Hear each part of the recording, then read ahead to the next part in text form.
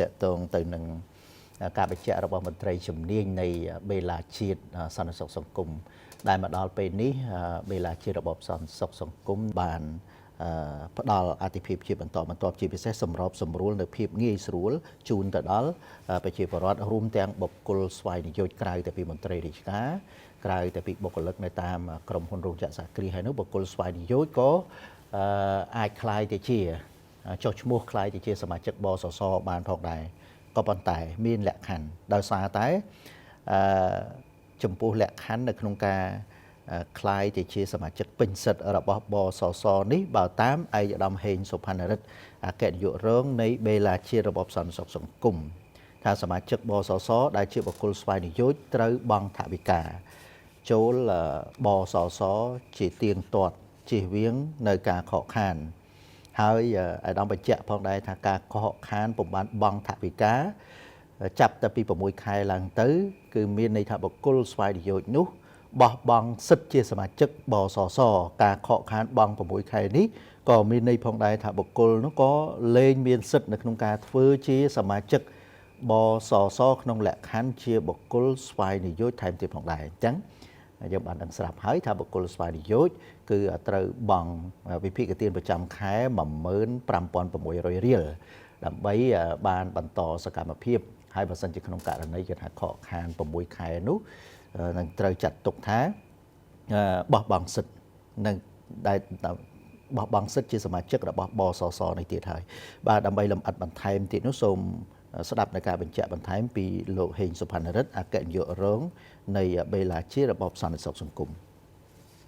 ហើយយើងឃើញថាអត្ថប្រយោជន៍នៃការប្រើប្រាស់ app នេះទី1ធ្វើឲ្យសមាជិករបស់យើងអាច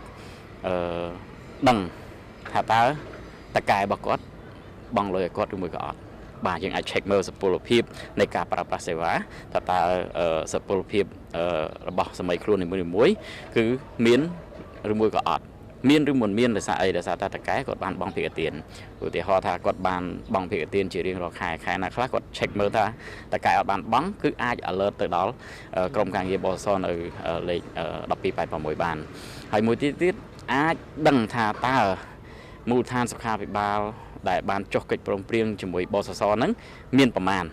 ទីតាំងនៅតាណាណាបាទនៅទីតាំងនៅណាខ្លះហើយក្នុងនោះក៏មានរំលេចសាខាបសសដែរទូទាំងប្រទេសតើទីតាំងបសសទាំងអស់នៅតាណាយើងអាចដឹងអត្ថប្រយោជន៍ហ្នឹងបានហើយកាន់តែពិសេសទៀតនោះគឺបច្ចុប្បន្ននេះយើងបានធ្វើបច្ចុប្បន្នភាព mobile app របស់យើងអាចឲ្យបុគ្គលស្វ័យនយោជគាត់អាច register នៅក្នុង app ហ្នឹងបាននៅពេលដែលគាត់ download app ហ្នឹងទៅគាត់អាច register មានថាចុះជីបុគ្គលស្វ័យនយោជនៅក្នុងហ្នឹងបានហើយចុងក្រោយកាន់តែពិសេសគឺអាចស្នើសុំទូទាត់សំណងបានបាទស្នើសុំទូទាត់សំណងបានអញ្ចឹងយើងឃើញថាអត្ថប្រយោជន៍នៃការប្រើប្រាស់ NSS Mobile App នេះគឺមានអត្ថប្រយោជន៍ច្រើនណាស់អញ្ចឹងហើយបានជាយើងធ្វើការផ្សព្វផ្សាយដើម្បីឲ្យសមាជិកបសហ្នឹង download app ហ្នឹងដើម្បីប្រើប្រាស់ឲ្យកាន់តែទូលំទូលាយបាទការបញ្ជាក់របស់អគ្គនាយករងបសសជាការភ្ជាប់ទៅនឹងការអំពាវនាវនិងបញ្យល់បន្ថែមទៀតជូនទៅដល់សាធារណជននិងបងប្អូនប្រជាពលរដ្ឋដែលជាសមាជិកបសសជាពិសេសគឺបុគ្គលស្វ័យនយោជសម្រាប់មន្ត្រីរាជការបុគ្គលិកក្រុមហ៊ុនរោងចក្រសហគ្រាសគឺពួកគាត់អាចនឹងមានការបង់តាមរយៈ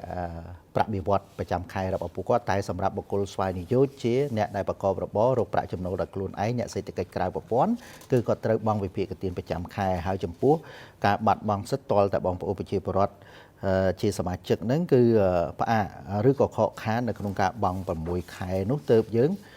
បាត់បង់សិទ្ធិនៅក្នុងការក្លាយទៅជាសមាជិកបសសបាទ